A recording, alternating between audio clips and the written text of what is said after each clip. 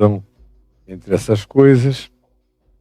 E aí começamos a mostrar que, apesar do jugo ser suave, o fardo de Jesus, que ele nos oferece ser leve, porque os seus mandamentos não são penosos, como diz o apóstolo João, ora, os seus mandamentos não são penosos, e não são, é amor.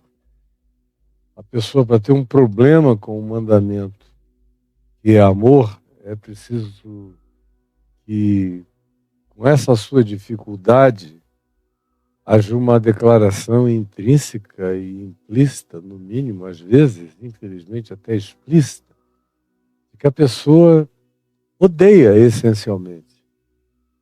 Tem gente que essencialmente odeia.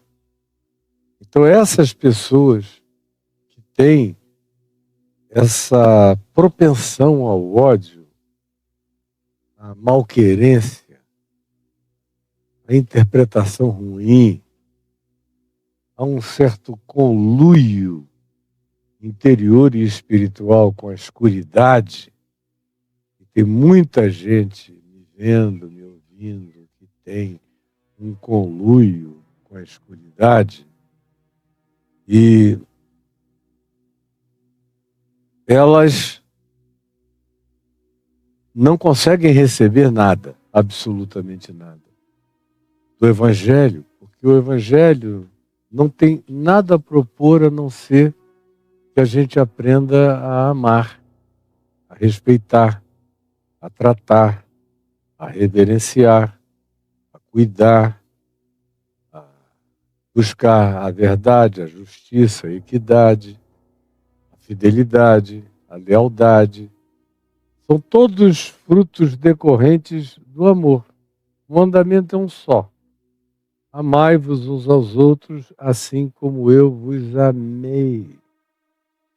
E a demonstração maior desse amor é a capacidade da gente abrir o coração, se entregar, se dar à vida e também a todo outro, todo próximo que, carecendo de nós, aceite a ajuda que nós espontaneamente, por alegria grata por termos sido acolhidos pelo amor de Deus, devolvemos como expressão sincera do nosso ser ao outro. Mas tem gente que nem para isso serve, nem para receber carinho, nem amor, nem nada. Já fica com ódio, com raiva que esse cara tá aí de novo, com esse papo furado, desgraçado, com essa pieguice.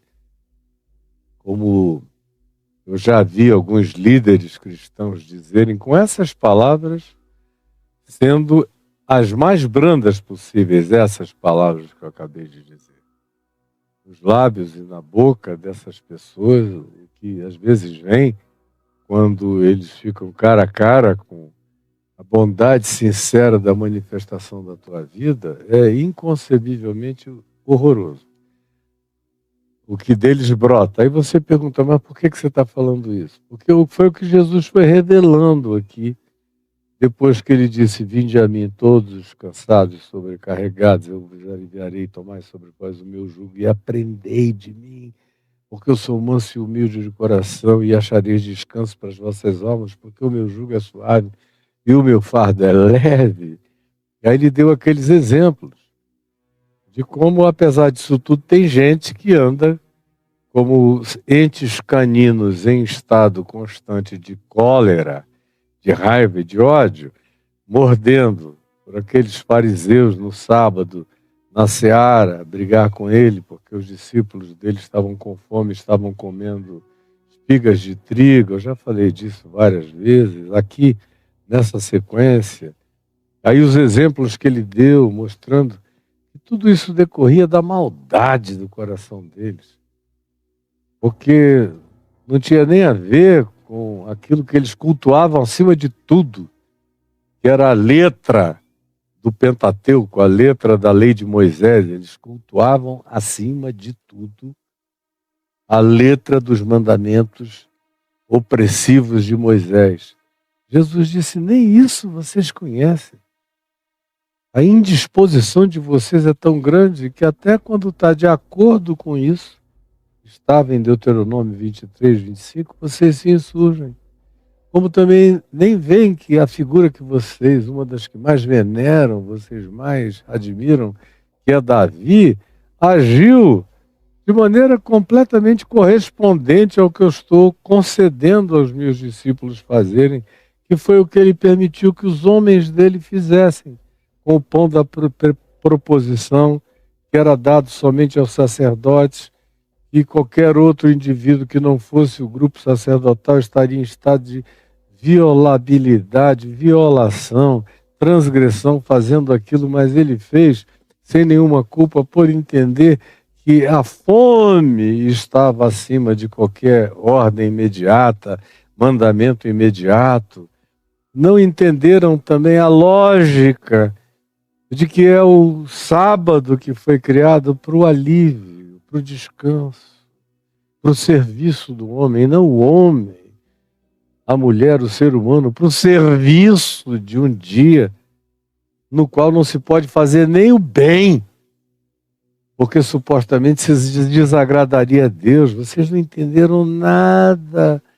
Como Deus não está atrás de sacrifícios, de sangue, de holocausto, de animais, de cultos sanguinolentos, de sacrifícios, de dízimos, de ofertas, de dinheiro. Não, ele diz: misericórdia é o que eu quero. Mas vocês não entendem isso, por isso vocês destroem tanta gente inocente. E aí vem o outro sábado, aquela história do homem da mão ressequida. Como ele entra na sinagoga e os fariseus vão logo provocando. Hoje a gente pega esse cara, sabendo que tinha um homem ali com a mão encolhida, ressequida. Aí dizem: escuta, é lícito curar no sábado? Para ver o que Jesus diria ou faria. Uma provocação explícita. Aí Jesus disse: vocês não me façam essas perguntas hipócritas.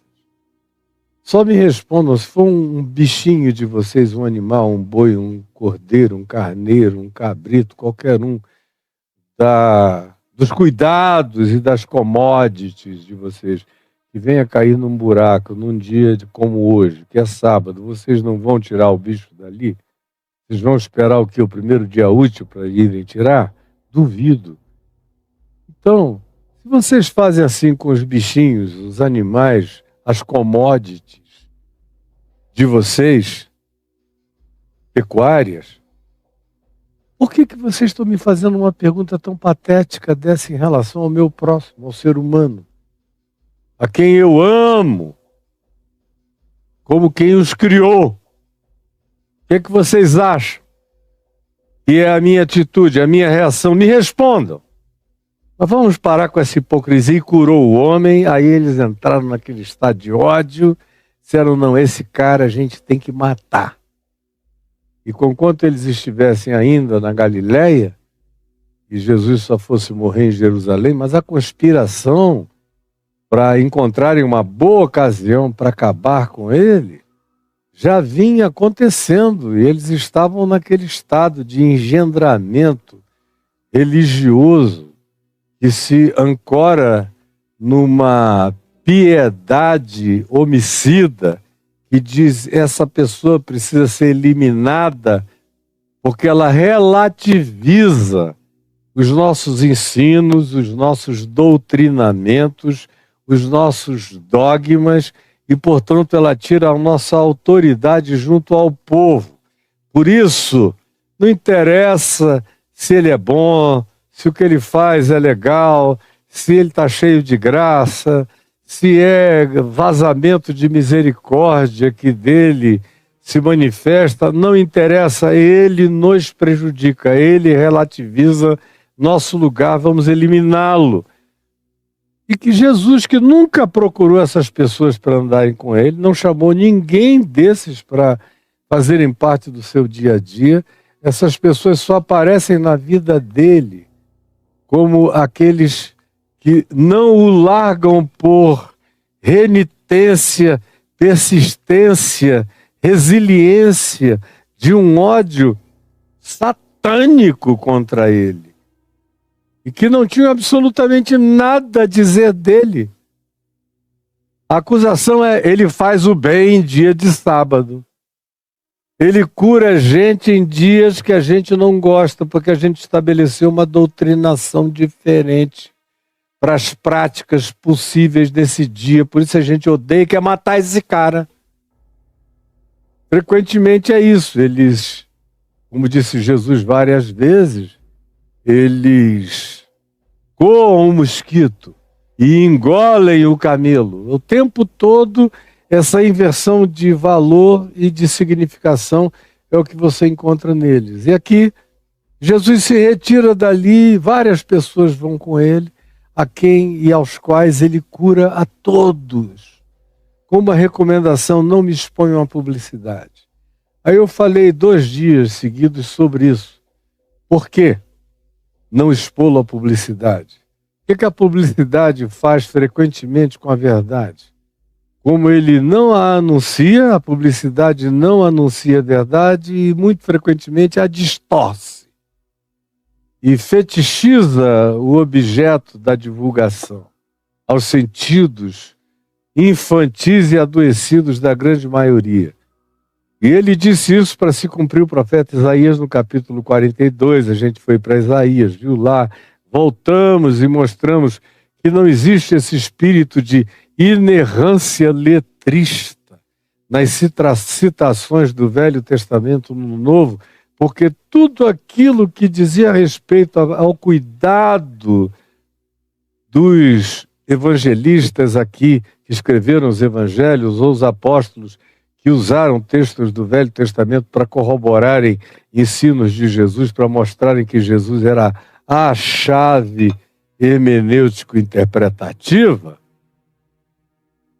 não tinham essa preocupação com os letrismos. E a gente também viu isso, e viu a grandeza desse projeto e desse propósito, que extrapolava completamente qualquer tipo de confinamento da mensagem ao judaísmo ou àqueles que quisessem se tornar um híbrido entre o judaísmo e essa fé em Jesus, que ficaria ali por ser inegável para alguns como algo que serviria de remendo, de pano novo e veste velha. E Jesus disse: olha, isso não cabe, vocês têm que decidir o que vocês querem.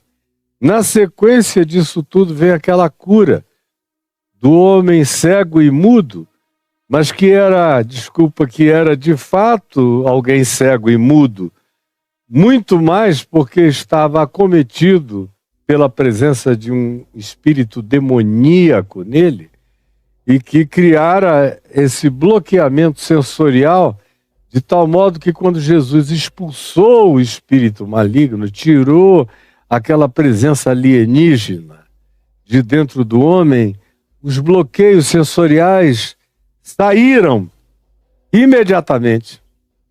E o indivíduo começou a ver, e os mesmos fariseus, os mesmos religiosos, os mesmos antagonistas, os mesmos satanistas, anticristo, anti-Jesus, se levantaram com ódio.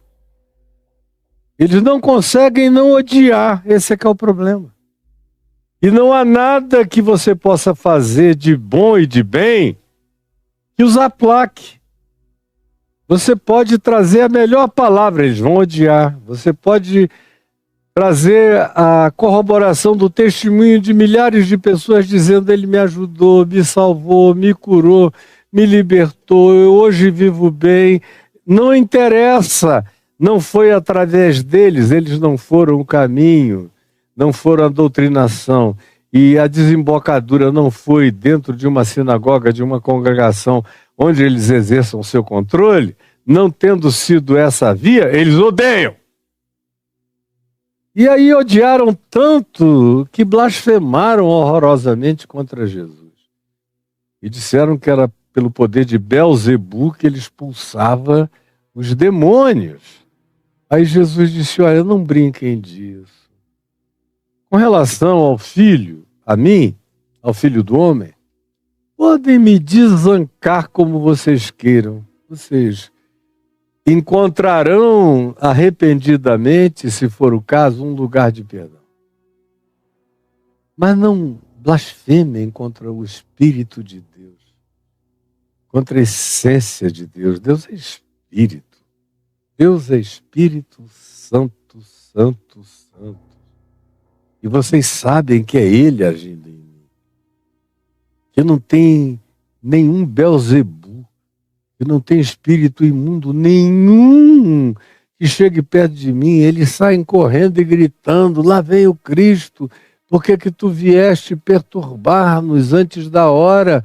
Por que tu vieste? É para nos lançar no abismo? Assim os demônios me tratam. Vocês sabem como é. Vocês têm certeza absoluta acerca de quem eu sou, do que eu represento, daquele que me habita, que está presente em mim, e que eu chego aqui como a mão dele, como o braço dele, como o dedo dele, com a soberania dele, trazendo e fazendo as obras que ele me ordenou fazer, que são idênticas às obras que ele faz. Mas vocês violam todas as lógicas e todas as sequências históricas e vocês falsificam todas as coisas para não terem que admitir a verdade simples de que Deus habita em mim. E por causa disso, da indisposição demoníaca, dessa indisposição absolutamente antagônica, satânica contra o bem que eu pratico, carrego, manifesto e o amor que eu expresso, faz tanto mal a vocês que agora vocês perderam a linha direto, estão me chamando de demônio, de Belzebu, de associado do maioral dos demônios, de enviado de Satanás para o meio de vocês. Cuidado, gente. Por isso eu vos declaro, ele diz no verso 31 do capítulo 12, como a gente viu na sexta-feira passada: todo pecado e blasfêmia serão perdoados aos homens, às mulheres, aos seres humanos. Mas a blasfêmia lúcida, deliberada, não é uma brincadeirinha de ignorantes, de tolos, de bobinhos, não. Tem que ter esse nível de lucidez diabólica. Tem que ter esse nível de compreensão inquestionavelmente assentada no coração deles, da pessoa, sobre quem é Jesus, a natureza de Jesus, ou a natureza da mensagem que está sendo anunciada sobre Jesus, sem que a pessoa possa negar que é a verdade. Mas mesmo assim, não podendo negar, todavia, mesmo assim, se levanta, se insurge contra, da maneira mais obstinada, mais fria, mais perversa, mais demoníaca possível. Jesus disse: cuidado, porque com essa deliberação, com esse nível de consciência, de lucidez, vocês saíram daquele grupo dos ignorantes atrevidos há muito tempo e entraram num grupo de risco diminuto, porém real, daqueles que com consciência atribuem a Deus, às obras de Deus, aos feitos realizados em nome de Deus, o poder original do diabo como motivador e provocador disso tudo, sabendo que não é, mas fazendo de propósito, porque para vocês tanto faz. Vocês chegaram num ponto em que tanto faz como tanto fez. A única coisa que interessa é o que agrade aos caprichos de manutenção, de controle, de dominação, de tirania, de despotismo, de poder de vocês. Vocês se tornaram associados idênticos ao diabo, a Satanás. Ele é que é mentiroso e pai da mentira, vocês viraram filhos dele.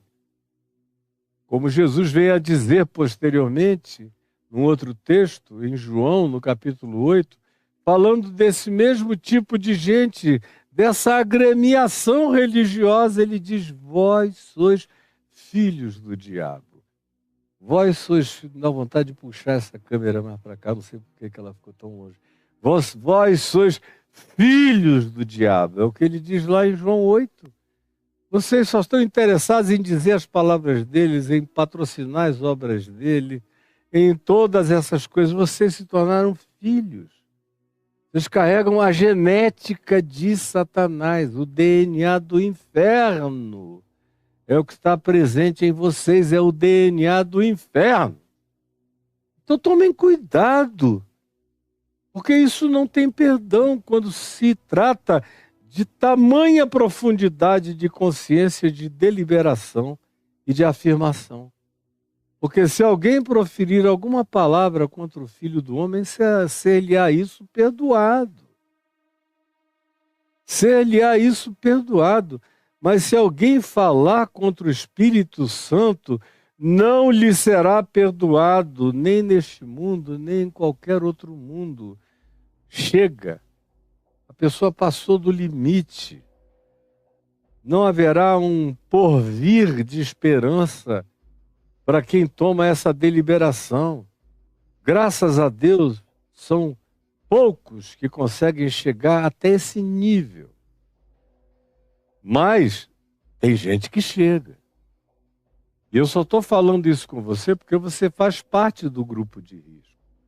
Como eu disse na sexta-feira passada, eu não falaria isso para hindus, nem para budistas, nem para muçulmanos, nem para kardecistas, porque são pessoas ou maoístas, ou taoístas, ou confucionistas, ou zoroastristas, ou seja lá o que seja. Porque são pessoas que não cometem esse tipo de deslize, não andam com essa pressuposição de serem secretários de Deus, de serem os notários e os validadores e os chanceladores da palavra de Deus, como vocês são. Vocês é que são os que correm o risco mais perigoso do planeta. Por isso, cuidado. Esse negócio de vocês de se dizerem crentes e líderes dos crentes e dominadores dos crentes e pastores e apóstolos e profetas e rabinos e mestres dos crentes e os senhores dos saberes, os sábios e entendidos na lei de Moisés e nas legislações que definem quando o próximo está pecando, não está pecando, o que ele deve fazer, não deve fazer, o que ele pode, o que ele não pode, o que já o botou no inferno e o que já trouxe sobre ele condenação, porque vocês deliberaram. Porque vocês decidiram, vocês são os seres mais perigosos da face da terra. E tanto mais quanto vocês se tornem íntimos dessa possibilidade, desse poder, mais horrorosamente pertencentes ao grupo de risco, vocês estão ligados e vinculados.